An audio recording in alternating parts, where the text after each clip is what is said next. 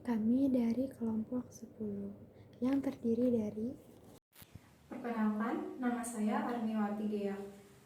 Perkenalkan, nama saya Nur Latifah. Perkenalkan, nama saya Vanessa Diam Bratiwi. Kami di sini akan menjelaskan tentang pemeriksaan atas akun laba rugi. Di sini saya akan menjelaskan materi tentang pengertian pemeriksaan atas akun laba rugi. Menurut standar akuntansi keuangan entitas tanpa akuntabilitas publik, penghasilan atau income adalah kenaikan manfaat ekonomi selama periode pelaporan dalam bentuk arus masuk atau peningkatan aset atau penurunan kewajiban yang mengakibatkan kenaikan ekuitas yang tidak berasal dari kontribusi penanam modal. Menurut standar akuntansi keuangan entitas tanpa akuntabilitas publik, penghasilan atau income meliputi pendapatan atau revenue dan keuntungan gain. A. Pendapatan adalah penghasilan yang timbul dalam pelaksanaan aktivitas entitas yang biasa dan dikenal dengan sebutan yang berbeda seperti penjualan, imbalan, bunga, dividen, royal, dan sewa. B. Keuntungan mencerminkan pos lainnya yang memenuhi definisi penghasilan, namun bukan pendapatan, tetapi keuntungan diakui dalam laporan laba rugi. Biasanya disajikan secara terpisah karena pengetahuan pos tersebut berguna untuk tujuan pengambilan keputusan ekonomi. Menurut standar keuangan entitas tanpa akuntabilitas publik, entitas harus mengukur pendapatan berdasarkan nilai wajar atas pembayaran yang diterima atau masih harus diterima. Nilai wajar tersebut tidak termasuk jumlah diskon penjualan dan potongan volume. Entitas harus mengakui pendapatan dari suatu penjualan barang jika semua kondisi barang terpenuhi. A. Entitas telah mengalihkan risiko dan manfaat yang signifikan. B. Entitas tidak mempertahankan atau meneruskan keterlibatan manajerial sampai kepada tingkat di mana biasanya diasosiasikan dengan kepemilikan maupun kontrol efektif atas barang yang terjual. C. Jumlah pendapatan dapat diukur secara andai. D. Ada kemungkinan besar manfaat ekonomi yang berhubungan dengan transaksi akan mengalir masuk ke dalam entitas. Dan terakhir, biaya yang telah atau terjadi dengan transaksi dapat diukur secara andal. Menurut kerangka dasar penyusunan dan penyajian laporan keuangan, unsur penghasilan didefinisikan sebagai berikut. Selanjutnya saya akan menjelaskan mengenai tujuan pemeriksaan akun laba rugi. Menurut Agus, dalam bukunya tujuan pemeriksaan akun laba rugi terdapat 5.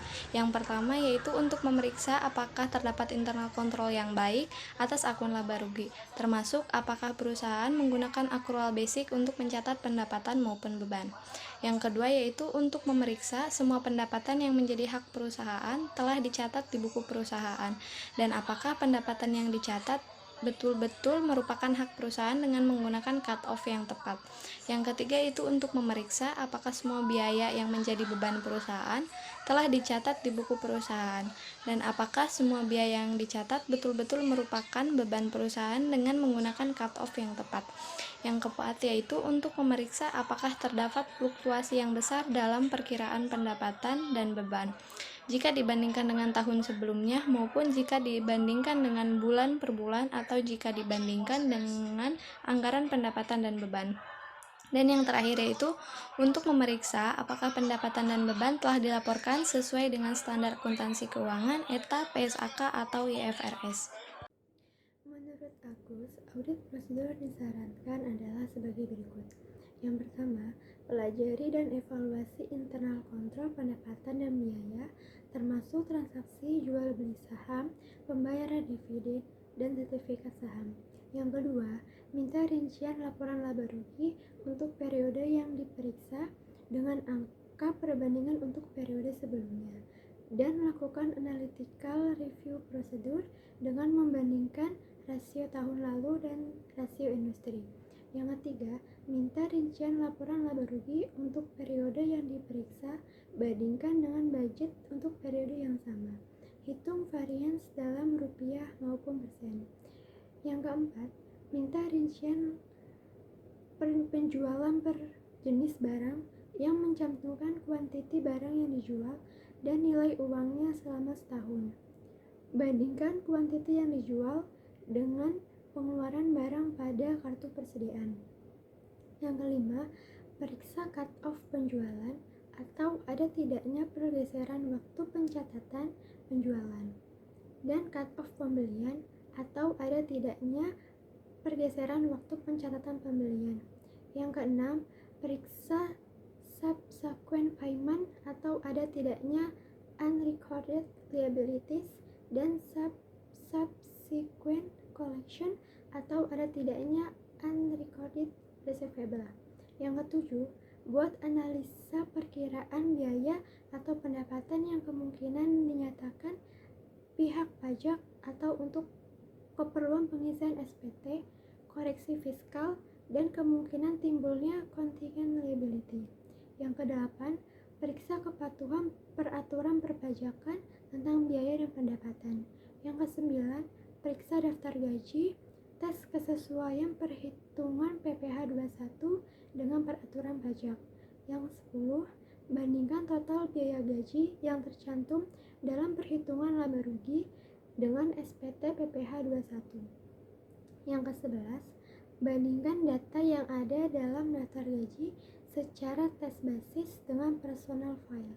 Yang ke-12, lakukan observasi saat pembayaran gaji. Yang ke-13, periksa keuangan penyajian pos laba rugi dengan PSAK. Sekian dari kelompok kami, kurang lebihnya mohon maaf. Wassalamualaikum warahmatullahi wabarakatuh.